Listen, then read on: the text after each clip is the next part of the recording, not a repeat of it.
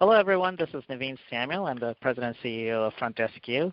I have with me today, my podcast guest interview is Theresa Sheppard. She is a registered dental assistant, and she also is a speaker, a dental expert, and presents on tools and systems necessary to become a skilled insurance biller as well as collecting practices.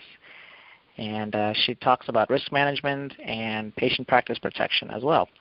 So without further ado, I will go ahead and bring Theresa on the line. Well, thank you for having me, Dr. Samuel. Appreciate it. Theresa, thank you for being here today. And for our listeners, could you give us a little bit of background about what you do and how you came about starting your own company? All right. Well, as you mentioned before, I am a registered dental assistant in the state of California. Been in dentistry about 35 years. Chair-sided for the first 10, 12 years of that. And I became very interested in the front office workings, how all of that came together.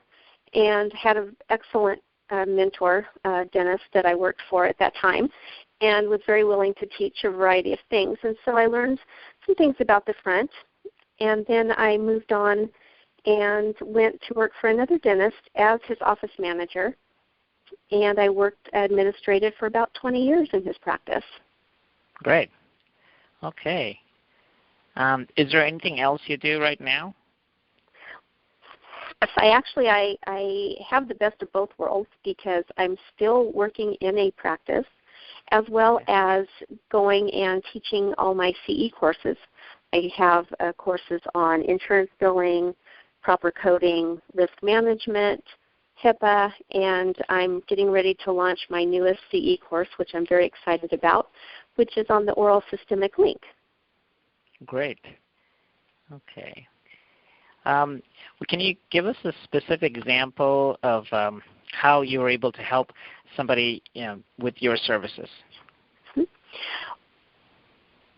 Well, what I love to do is teach, and I've been really blessed in being able to teach not only my own chairside dental assisting school in the past, but also radiation safety, as well as insurance billing and so forth.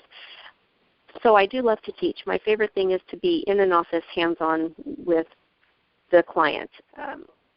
So what I typically will do is start with a little bit of kind of a risk assessment, if you will. I just observe and I kind of watch what people do, and I've noticed that probably 80% or so of offices that I've gone into, they make the same errors. And the reason that they do that is because primarily lack of training. They're trained by the person that left, and they were trained by the person that left, and you just don't know what you don't know. And right. So it's really important to explain and demonstrate how important it is to use the proper coding. It's not just a matter of getting reimbursed an appropriate amount. It all falls in line with risk management. It's really one big topic because wrong code, improper coding can also put the practice at risk for insurance fraud, and we don't want to go down that road. Right. Well, it looks like you do help people with risk management. Now, for somebody who doesn't understand quite what risk management is, could you give a little bit an explanation of what risk management is? Absolutely. The old saying of if you didn't write it down, it didn't happen is nowhere truer than it is in a dental practice. The records are critical in the defense of any case. So I have seen some pretty scantily documented things over the years, such as, let's say, for example, you have a new patient exam. So on the documentation it says new patient exam, full mouth x-rays, prophy.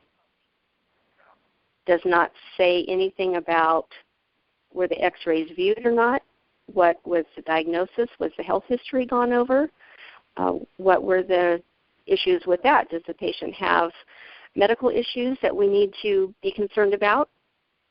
Does the patient have concerns that they want addressed? Do we have documented, missing teeth, existing appliances, as well as we did a prophy? Who determined that was necessary? Was there a probe? Was there pocket charting? Did the doctor review that? Perhaps this was a perio patient. There's so many things that go into it. But I always taught my dental assisting students, as well as anyone else I'm training, pretty much on any subject. But if you're giving me a document and I have questions, it's not a complete document. Okay. I shouldn't have to. So basically what you're saying is make sure you cover all your bases, document everything, and absolutely. The documentation should be able to tell a clear story of from the patient walked in to the patient left. Exactly, and it's so important because what reflects on that written document has to reflect on the billing as well. And if things don't match, that leaves you up to a very kind of a sticky situation if you were involved in any kind of a legal dispute or even peer review. Sure, absolutely. Now, in the collections process, when you're teaching your clients about implementing systems for collections, is there specific things you can let them know to avoid having to go to that collections route? Are there some things that an office can do to better equip themselves or prevent having to send a client to or a patient to collections?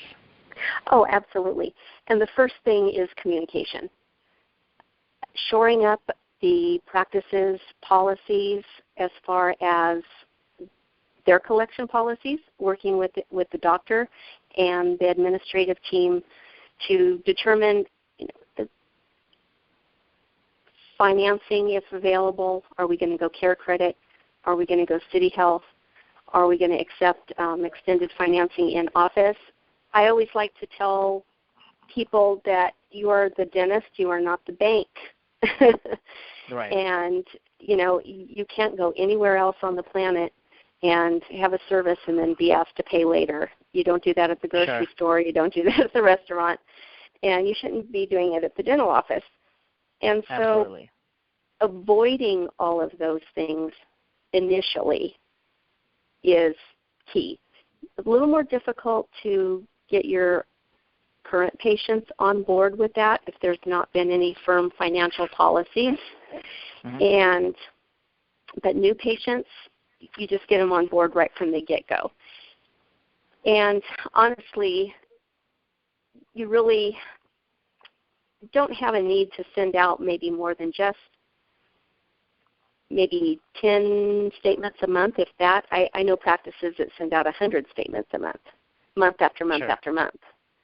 Sure. And that's not conducive to the bottom line of the practice. As much as we're healthcare providers and as much as we go into this for service of the patient, it is still a business, and we have to think of it that way. Right. Because otherwise the doors won't stay open very long. Exactly. Yeah. Well, I agree with everything you're saying, and this is something that I see commonly in quite a few practices where just little things can be done to avoid having to, sending patients to collections. And that seems to be the key for a lot of training that, when you were talking earlier about how the last person that left was the person who trained the new staff member. Right. And so there could have been a lot of holes that was left behind, or, and probably the improper lack of training there too. So while you're training on the job means that you're doing your job and training somebody else at the same time. Right, exactly. And, I always like to use the phrase experience is not expertise, because I have had people tell me, I don't I don't need to listen. I don't, oh my, you need to train my front desk girl, but my office manager, she's got 15 years of experience. My first thought has been, why isn't she training your front desk girl? Sure, Secondly is, you don't know what you don't know, and what you don't know can put you in a real financial bind, from a profitability standpoint, from a risk management standpoint. And so I would rather take someone with no experience and train them properly and make them an expert in their task versus someone that comes to me and says, oh, I've got 15 years experience in insurance billing. Rarely do I see that that's actually correct in terms of them doing optimal quality work. Okay. And sometimes I've noticed coding. Coding is a real problem. Coding is a huge problem. And it's just a real problem when it comes to not only, once again, I have to talk about the business profitability, but insurance fraud. If a perio patient has perio treatment, they need perio treatment, but they don't want to pay for perio treatment. Most providers, I've noticed, feel that, well, I'll just go ahead and do the service because they need it, they can't afford it, I'm going to do it, and I'm going to bill it out as a pro fee because they do have 100% coverage for a pro fee. You've just committed insurance fraud. Mm-hmm. And so, some dentists can look at that as in we're just being a nice person and not wanting to charge, but doing somewhat of good work here, because there was right. Obviously a good intention there, but that doesn't necessarily mean that it's following the. Absolutely. Contract. People are pretty shocked when I use the word insurance fraud because most people think that's something deliberate that they have to do. And I'm making a conscious effort to bilk the insurance out of thousands of dollars. Right. That's not it at all. That is such the minuscule part of practices. And there are some pretty, let's face it, some pretty underhanded practices out there. But, 99.9% of people that get themselves in situations do it completely innocently because they just don't know better. Sure. And so that's one area that I really hone in on is not just the what, but the why behind it is so important. Yeah. Well, you brought up an important condition or disease that we work in the dental office with, periodontal disease. Do you have systems where you help offices explain to patients what periodontal disease is and explaining to patients of, because that could be an area where dental offices could be lacking in production or lacking. Is that something that's easy for you to go in and fix immediately? Oh, yes, that's really actually one of the quickest things that can be fixed is how to turn their practice from, a pro fee practice to a comprehensive perio practice for the patients that are perio patients.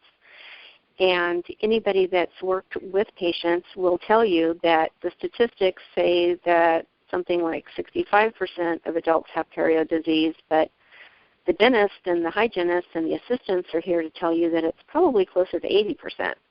Yeah, I would agree. It's pretty rampant, and a lot of it is because those patients have never been educated. If you take a practice and you go from, okay, we're going to pro fee a new patient on the first visit because they want it, and then we'll reevaluate them in 6 months, you've not only done the patient a huge disservice, what you've also done is set yourself up to give the impression that it's like the bait and switch. I have had many practices do that. Well, I'm just going to do this for right now, and then I'll tell them about their perio disease later. Well, then they feel like patients feel like, oh, well, now I've been here a little while, now you're trying to sell me everything. Sure. And patients don't like that, so they don't want the services, and you're stuck right back in the situation of, well, do I not provide the services, or do I provide the services that the patient is asking for? There's a lot of nuances, with that as well. And there is a liability issue too. There's a huge liability issue with that, huge. But it's so easy. It's so easy to educate your patient. If your team is educated, educating your patient is the easiest thing that comes. So initially, when you have your new patient exam and you've got your diagnostics, whatever x-rays the doctor feels is necessary, get your baselines going. Intraoral cameras are worth their weight in gold. Everyone should be using one. A lot of people use them, but they don't necessarily use them to their full advantage. And then you sit down with the patient and you explain everything. I am not a big fan of throwing a treatment plan out there immediately on the first patient, on the first visit. First of all, if there's a lot of things, it completely overwhelms the patient. They get the deer in the headlights. They don't know what to do. They're overwhelmed, and they leave without scheduling anything. Sure. Second reason is because if you have a doctor that's charting off things to an assistant, and the assistant's trying to document, some offices have the assistants do the treatment plans, some offices have the front do the treatment plans, and then, boom, patients walking up wanting to know, okay, we're going to schedule them for this crown on 30, what's their copay? All right, so you've got somebody that's trying to hurry because the patient's wanting to schedule, it just got diagnosed. You're looking at their benefits going, okay, well, you have 50% coverage on this crown, so your estimated portion is, however much. Okay, and they schedule it and they do the crown. Did anybody stop to think for just a moment that tooth may have an existing crown on it? Right. Or get the history for How old is that crown? This is a Sure. huge problem. I see it over and over and over again, things being denied for frequency. We don't have a PA. Insurances sometimes will deny. Not frequently, but I have seen it, and I'm starting to see more and more wiggle room for the insurance companies. They will find any excuse not to pay. You don't give them an excuse. You don't give them an excuse. And so then the patient's upset because now they're getting a bill for, $1,500 when they were told they only had to pay $300. Yeah. It's just horrific. Another big issue are quoting for fillings. Maybe amalgam is what's allowed on a molar, but they're not being quoted that. That information is not being deciphered properly. It takes a little bit of time. We have to get comprehensive breakdowns, and we have to be able to know how to apply that. And that is something that just has to be taught properly. It's not difficult to do, but it is sensitive in the training aspect. So important. Okay. Well, you talked about the first practice that you worked at. How important was that first practice in setting up your consulting business right now? Mm-hmm.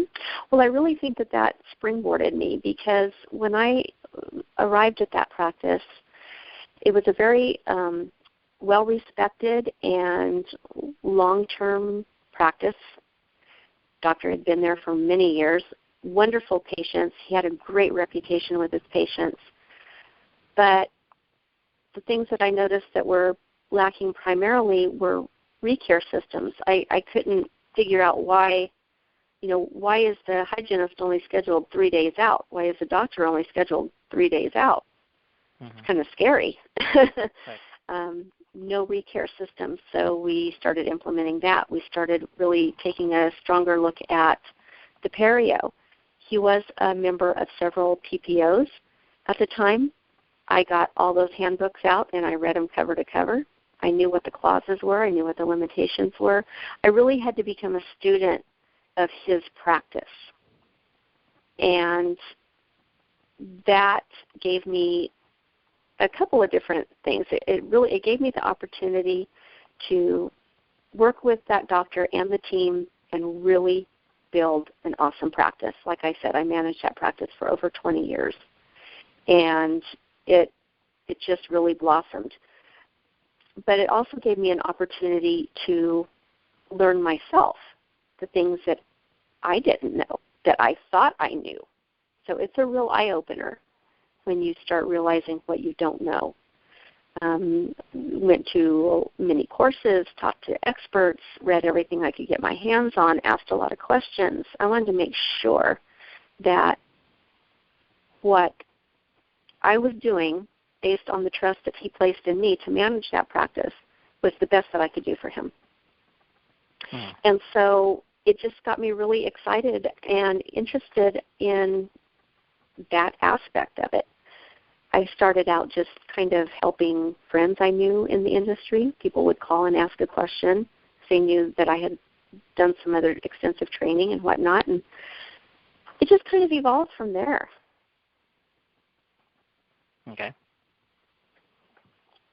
That's I've heard that story before from a few other consultants they got very good at what they did, a lot of experience, a lot of hands-on knowledge, and they were able to take that experience and expertise and teach and train other people. But not everybody is good at training, and Right. that's the reason why you come in to help these practices out.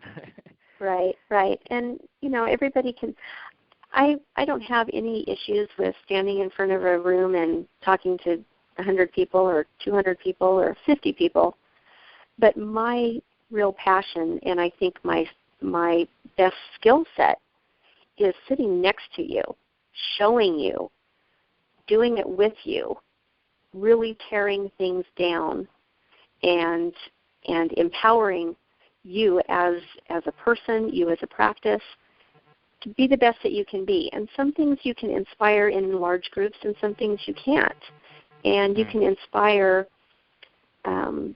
the drive, and you can inspire the want to do that. But when you really are sitting there next to somebody and watching the light bulb go on and watching them grow and excited to see that, oh gosh, we didn't do anything different, but we produced $4,000 more this week.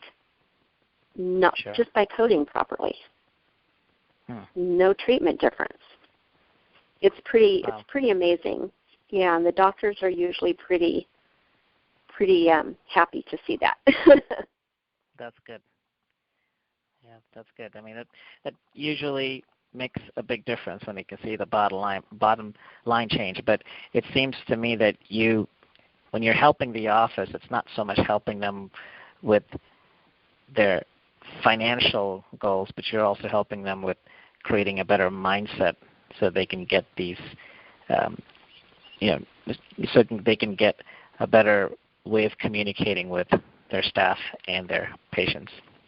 Right, absolutely. There's so many opportunities, and so many really, really good, talented people that I've seen on teams.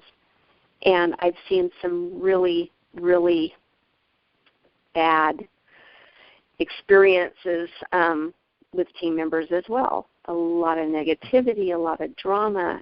There's no room for that.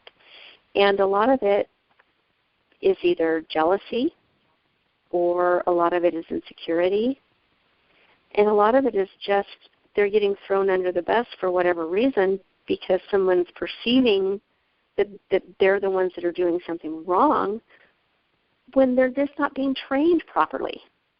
Right. And that causes a lot of animosity when you go in every day and you think, okay, I'm going to get yelled at again, for something I didn't do. Right. Nobody wants to work in that environment. It's not a happy environment. Working with patients on a daily basis is stressful enough, and you have to be ready to think on your feet and handle those stressful situations as they arise. So having a team that's in constant chaos is it's exhausting. Mhm. Well, okay. Well, thank you so much, Theresa, for being on the podcast today. I appreciate all your time, and I'm sure this is a lot of effort goes into helping offices the way you do it. And I do we really love to do appreciate it. you being here. We really appreciate you being here on the podcast. I know you're a very busy person, so thanks for Oh, well, thank you so much the for having opportunity me. to be here. Yeah. Well, for people listening to this podcast, is there a special offer you can make for them? Absolutely. It's really important, like I said, to understand kind of the culture of the administrative practice as well and the language that we use. So I do have 2 published articles. One is called More Than This, Just the Girls Up Front.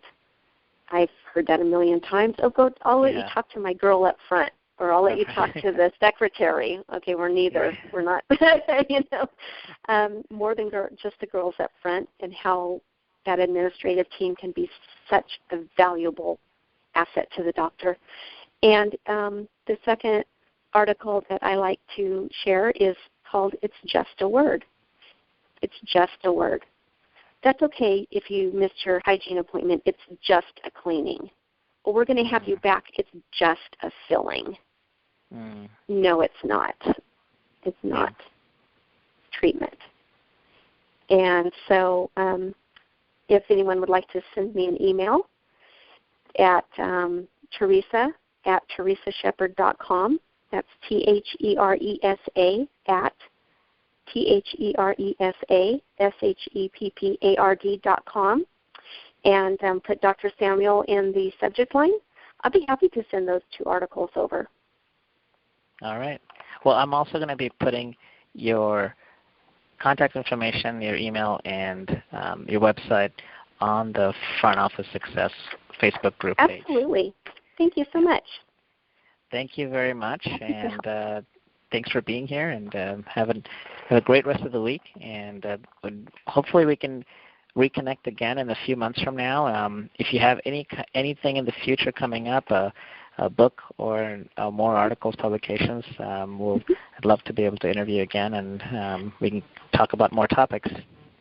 Thank you. Yes, that would be wonderful. I am working on a book that's going with my oral systemic link course, and so that hopefully will be out by the end of the year, if not shortly thereafter. All right. Okay, well, Theresa, thank you so much for being here today.